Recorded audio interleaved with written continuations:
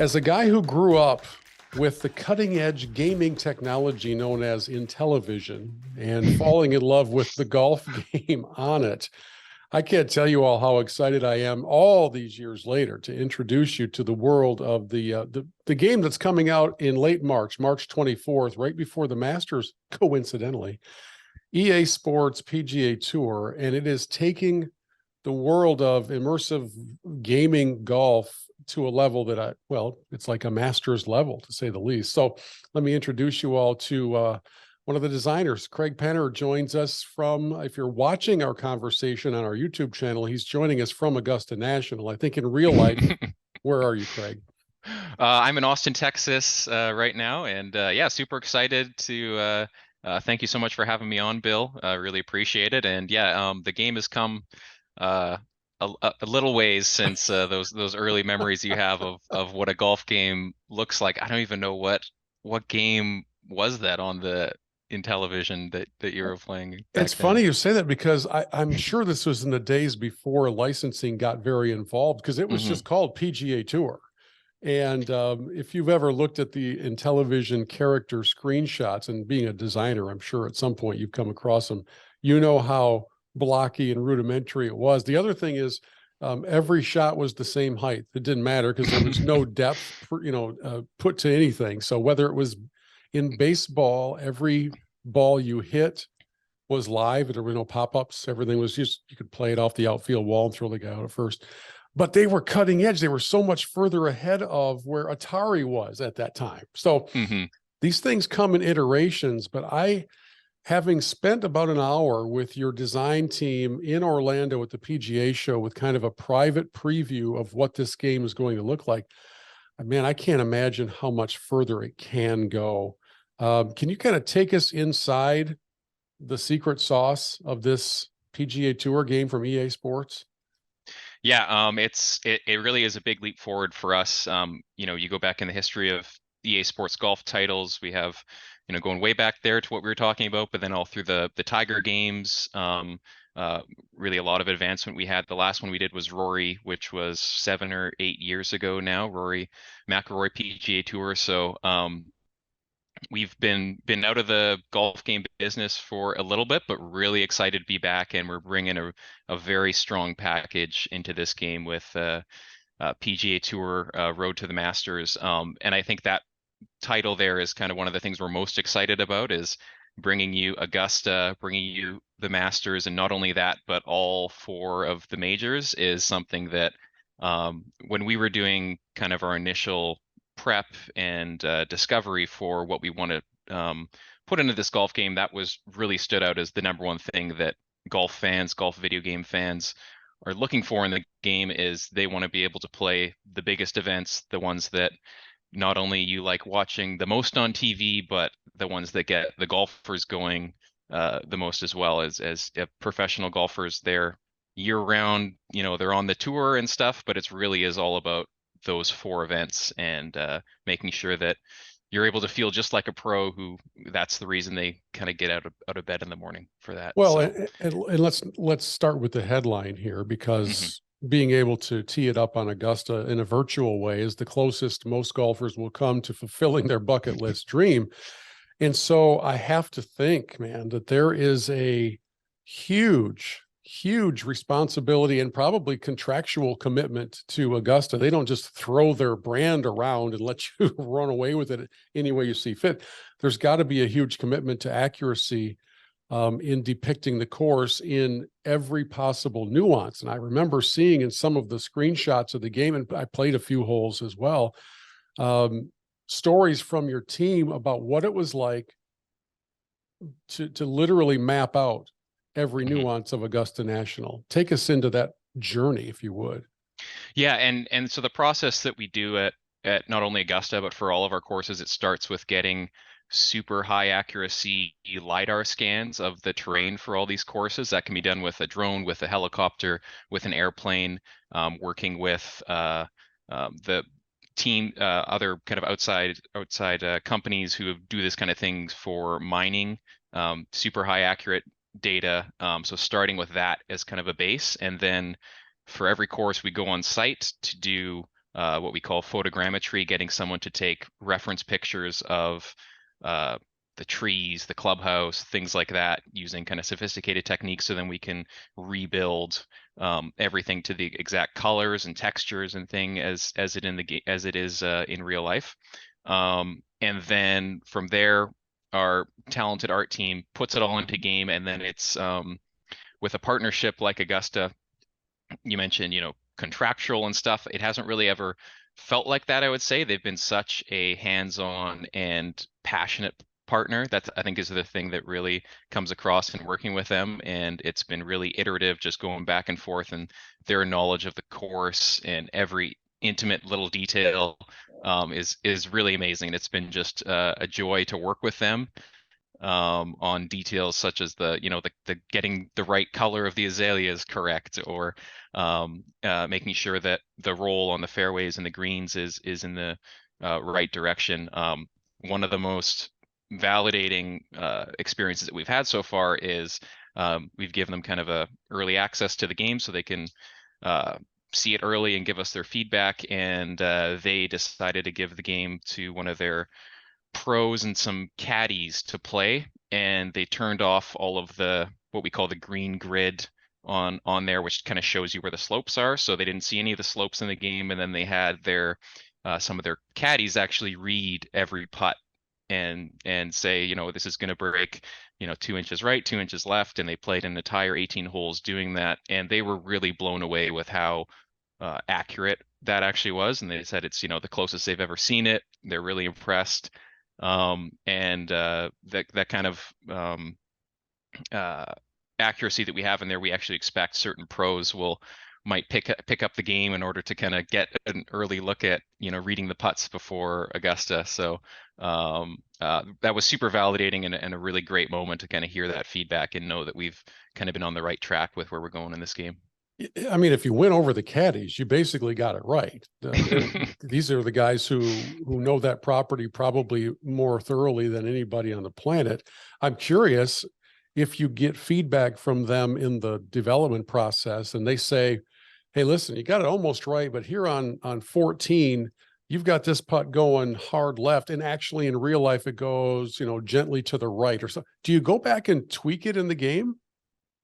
Yeah, so one of the big areas of focus for us is in the course conditions for each course. And so typically in previous golf games, you might have one set of, when I talk about conditions, I'm talking about, firmness of the green, speed of the greens, firmness of fairway, length of rough, things like that. All of those individual things are changeable and tunable by us. And in previous golf games, those might be, you might have, say, 4 or 5 different settings, and you kind of just say, this is a soft course, this is a fast and firm course. We've gone way beyond that in this game. We're launching with 30 different courses, and each one of them have been handcrafted on a number of different parameters, making sure that the greens at Augusta are crazy super fast, but then its rough is, sorry, second cut uh, is And they're patrons as well, just so you know. yes, yeah, patrons and second cut, apologies, is very light and not punishing.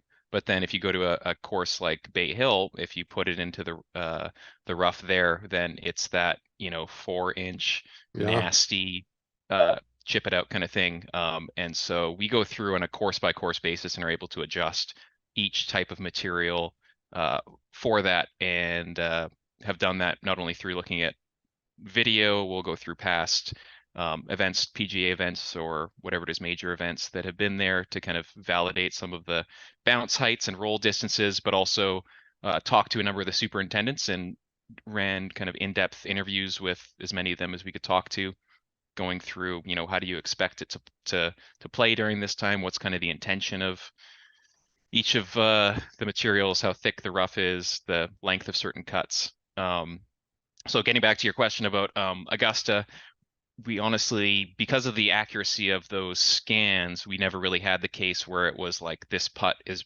breaking left and it should be right. The scan data kind of gets that right.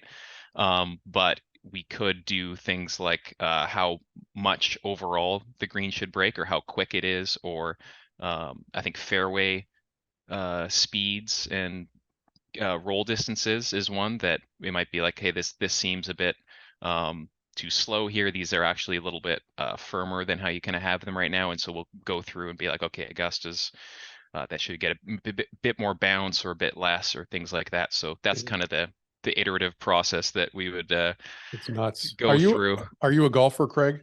I'm a big golfer. I'm golf obsessed. I Okay. love the game. So it's at some Yeah. point during this process, for every course, somebody had to go on site. You can't do it all through information sent to you. There's got to be some walk the property at the very least. There's got to be some walk the property. Did you get to do that at Augusta or any of the others? Augusta's a bit of a hard one to You to don't actually get say. on and play. Yeah, if No, but just to yeah, you walk know, it, just to be on the property.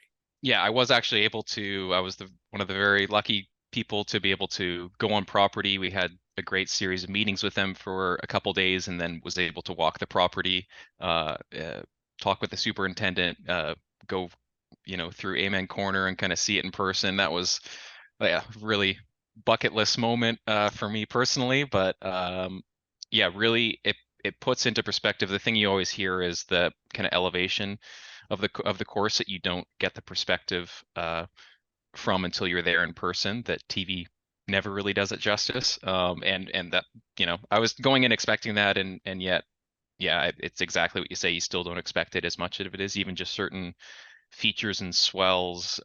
Short right of like 11, I want to say, is the one where they kind of put that kind of repelling area short right of 11, I guess I want to say, is one that kind of stuck out to me. I'm like, oh, okay, I knew they kind of built that up so you can't just run it on there. But so then, using that information, going back and being like, okay, does it actually play that way in game? We want to make sure that if players are hitting in that area, they can't run it onto the green. So it is yeah, useful to kind of see it in person and then being able to go back into the game, play so those kind of shots and make sure that it's kind of playing accurate to how it should be, because that's really the intention of why we're putting this much effort into the course conditions. Is one of our main goals in this game is that it's a simulation of professional golf, and when you pick up the controller and play this game, you should be feeling like a professional golfer at all times. And part of that is making sure that we're challenging you in the same way that the pros are challenged out there. At Augusta 11, like I was saying, if you land it short right, you're not able to run it on because of that. So we want to make sure that that is also happening to you, so that you have to take on the challenge of hitting it into the green and maybe going into the water. A course like St. Andrews has to be extremely fast and firm, so that you hit stingers off the tee and try to land balls short and run them on, and things like that. And because we're being so accurate to the course conditions, it's playing how it should, it's playing how the architect intended, and really makes our job easier, because we just kind of make sure it's as close to real life, and it's going to challenge and test you just like the pros. So Okay, so this is fascinating to me, and it's one of those things where the making of video to me would be a must-watch video. I don't know if you guys actually do those or not, but the attention to detail, and I know EA does everything, does all the sports, but to do it on a golf course where the playing surface is not uniform, it's not 100 yards long, it's not 55 yards wide, it changes everywhere you go. You can't, for the diehard golfers, you can't miss. You can't have a big oak tree at a place where there's no oak tree, or vice versa, right? You've got to have all these little nuances. And to say that you even went all the way down to the right coloration for the azaleas, for instance. Well, for frozen Midwest golfers like myself, that glimpse of spring of Augusta starts to arrive in the form of the teaser promos that air on Golf Channel and on ESPN, and they're usually just a slow jib shot down the Magnolia Drive, or some, soft piano music, which just gets you sucked right in. And you're like, go away, snow, come on, Masters. Well, when that moment arrives, we have an expectation. We have a built-in memory bank in our minds that is, I know it's going to be this shade of fuchsia. I know this gold is going to be all of that stuff. To get it all down perfectly is not something you just flip a switch and do, right? I mean, you're really digging deep into, and this is for every course. Does somebody eventually from each venue have to sign off on it and say, you got it? Or do you guys know when you get it? Um, I don't know specifically if there's, yeah, a sign off process from every course at the end of it. I mean, I think, uh, I believe that kind of process probably happens. That's not quite on my level. Yeah.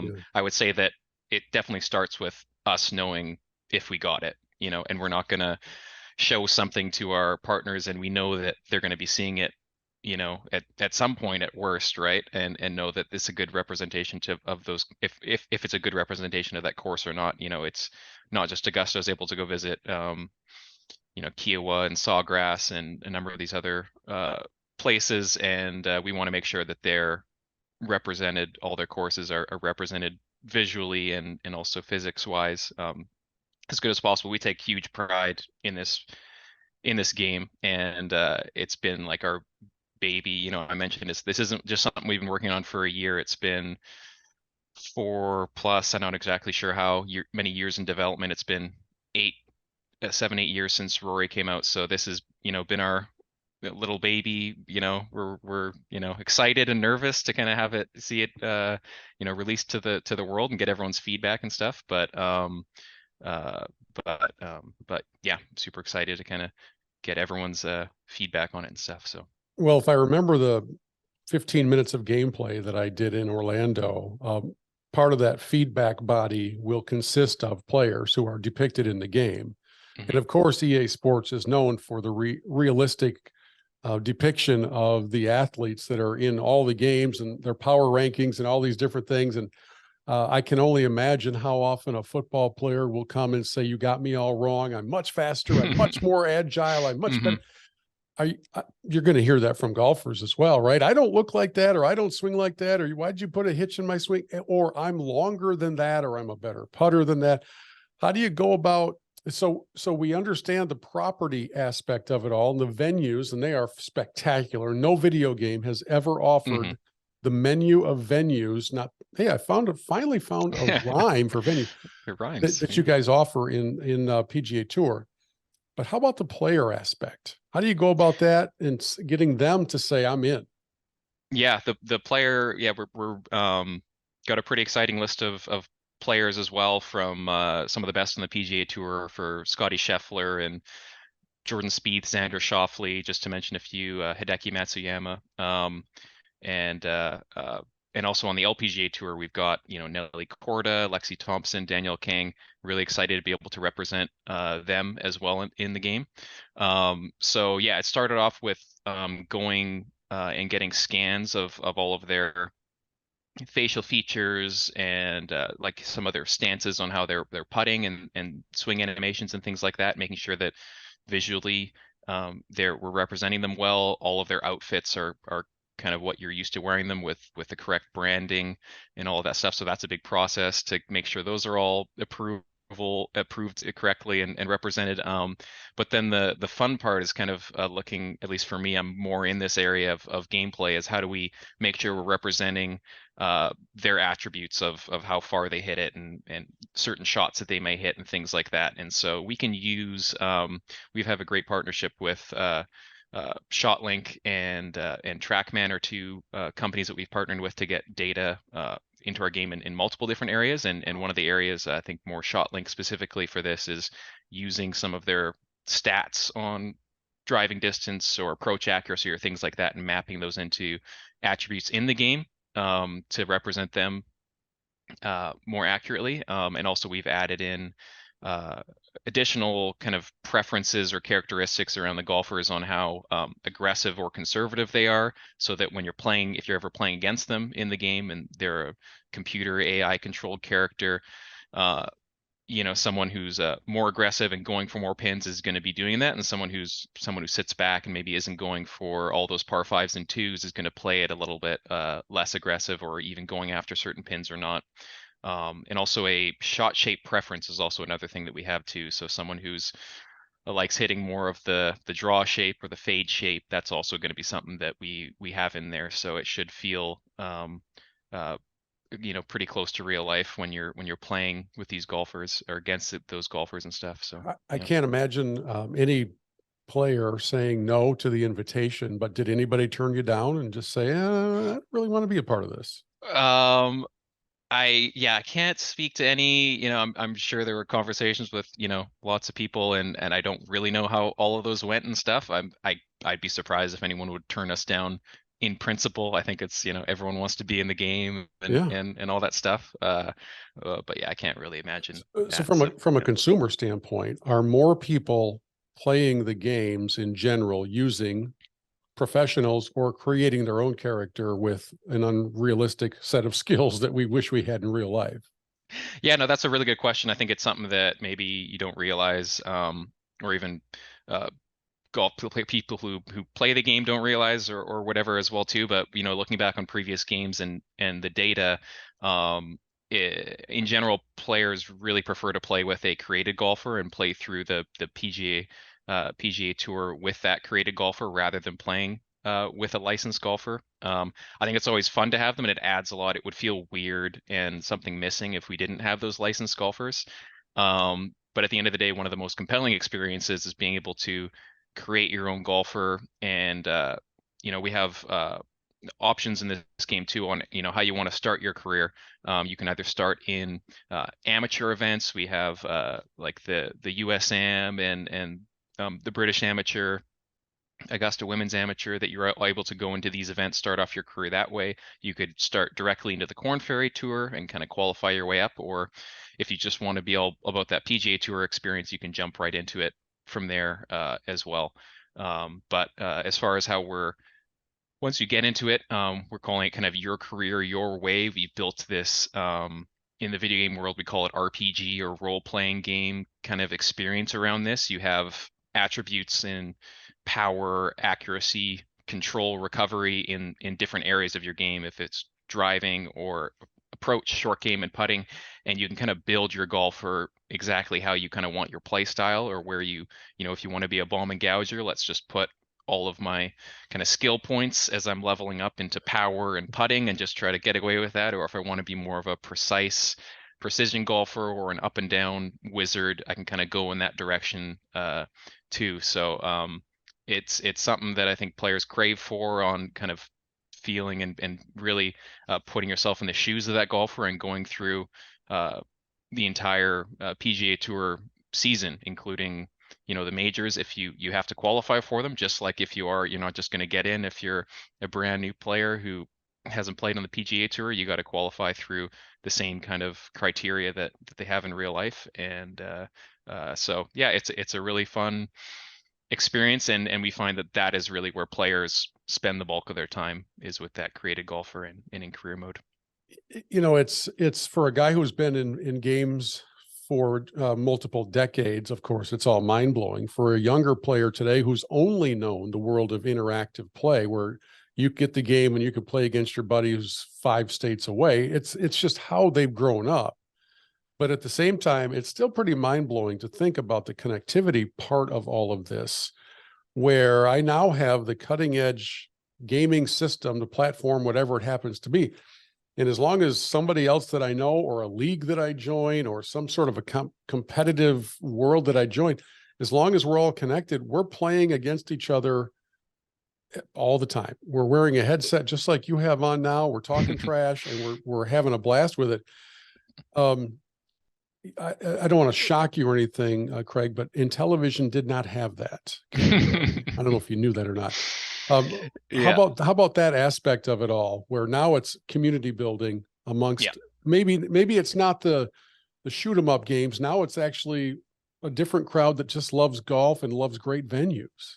For sure. I think anytime players play a video game, modern video game nowadays, is you expect to be able to play online with your friends, against random people, and we offer all of those kind of experiences for you. So you can take that created golfer, you can take one of those licensed golfers, Tony Finau or something like that, and you can jump into an online game. We offer lots of different ways to kind of play online. It can be a ranked competitive experience. It can be more of a casual unranked experience. We're going to offer different kind of formats, so it's not just grinding through 18 holes. We'll kind of mix in things like a 3-hole, amen corner kind of thing, and you can just play through that.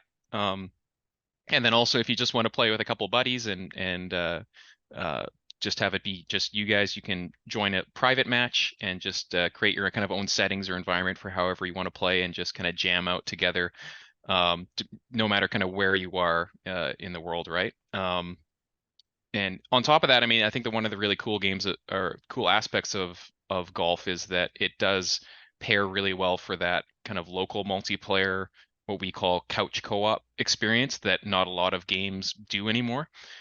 So we always want to offer that and make sure that that's an experience that we still allow players, that all you need is one controller, and you can set it up so that up to 4 golfers, and you can play not only normal stroke play, but match play, alt shot, and you can play all these different kind of fun, different formats just together, and sitting out on the couch. And that's an experience that isn't quite as in vogue in the shooters or other games and stuff like that, but it works really well for golf, just based on kind of the format of, my shot, your shot, kind of pass the controller around and stuff. So I think that's kind of an underappreciated part, but a really fun way to play that if you are all kind of together.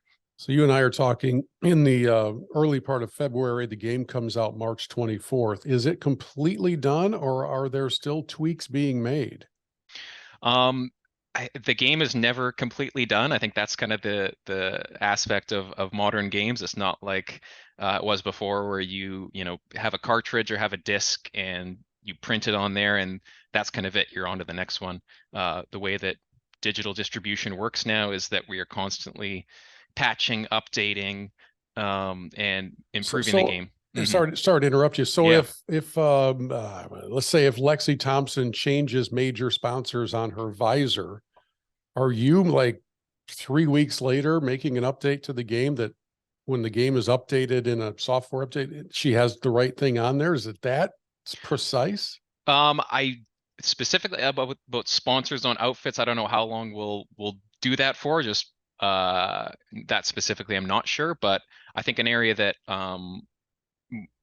probably will affect the player a little bit more are things like course updates, if there are changes in tee boxes, layouts, pin positions being one after that tournament is over, and we have the latest pin locations for each course. Whenever that event happens, we'll be going back in and updating those to match whatever the latest tournament was that was in there. But we're also able to do things. We have a whole other mode called challenges, which are just kind of short, bite-sized little experiences where you can go in and say, okay, whoever it was just hit a really tough flop shot from this area or something like that. Let's put a ball there. You have 5 shots from there. See if you can kind of replicate that shot, and able to kind of have the game update live with the kind of pulse of the PGA Tour and the majors, and be able to kind of react to some of these viral events and let you kind of live them in that way. So that's a really cool way to kind of break up instead of always playing 18 holes or 9 holes or whatever it is, to just jump in and hit a few shots if you only have 15 minutes before you got to do something else. So really excited what we're able to do in what we kind of call live service with that mode, is keep the game fresh, keep it feeling like it's this live thing. So yeah, those are some of the kind of content updates, giving you more equipment that'll be released throughout the year, outfits that you can put on your golfer, things like that. I'm trying to picture, Craig, I'm trying to picture what it looked like in the initial, however many years ago it was, in the initial conference room where all of these ideas were discussed. The whiteboard must have had so much writing on it. At the very top is PGA Tour game, and under it is all of the different columns of the various aspects of this game. It goes so much deeper than I think anybody would assume, because you want this to have some staying power. You want it to last for a long time. I don't know where else these games can go, and I'm curious for you. I mean, you're a younger guy. Obviously, you have passion and a talent for this. When did Craig Penner first get a whiff of doing game design for a living? Yeah, it's been a interesting road, I guess. I started off actually on more of the engineering tech side. Went to school I'm actually Canadian, went to school in Vancouver at UBC, studied computer engineering, and got into EA almost 10 years ago, but originally working on the NHL hockey game. And Love that worked game. there. Yeah, appreciate that. Love the game too. I still play hockey to this day.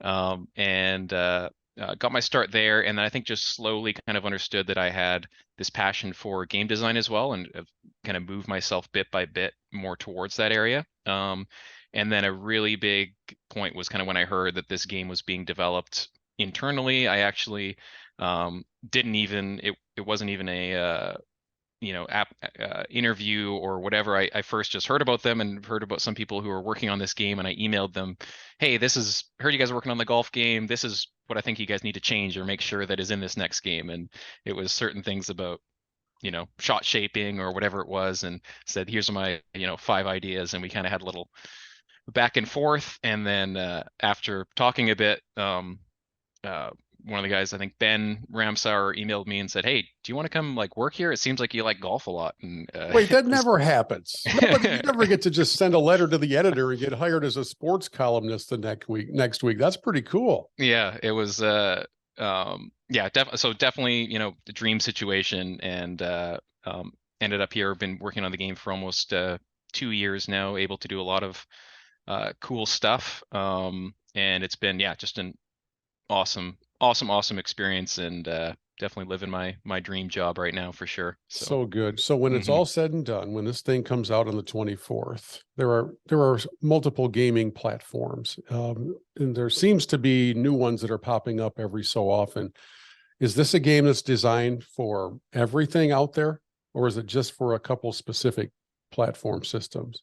Good question. Yeah, we've put a huge focus on the visuals of this game, and making sure that it's gorgeous in 4K, if you got one of those TVs. And so yeah, unfortunately, it's not going to be on every platform, just because it would have kind of limited how we're able to design this game and the kind of level of quality that we would have to put in. So, but what we are targeting for this is Xbox Series X and S, and then also the PS5 and PC as well, so you can play it on your computer if you have a good gaming computer. So so yeah, excited to kind of have it. It's kind of what we call next gen only, and that's to kind of get you that amazing level of quality 4K kind of experience. So. Well, I cannot wait to see it come out. I sure appreciate you giving us kind of a behind the scenes feel for how it all came together. As I mentioned earlier, when I sat down with the team in Orlando, I don't know what I was expecting, but I came away from that meeting blown away more than I anticipated, not just by the gameplay, but by the passion of the team involved. And obviously you have that as well. So thank you for just a little taste of it all. Now we can't wait to play it. Thank you for having me on, Bill. And yeah, really excited for everyone to play it. Yeah, on March 24th when it comes out. If you do pre-order now and pre-order the deluxe edition, you can have 3 days early access. I think we're actually now even bundling a free version of Madden in that if you do get that deluxe edition, along with some other goodies. So yeah, jump on that if that's something that interests you. Sounds good. Craig, thank you so much. Thank you, Bill.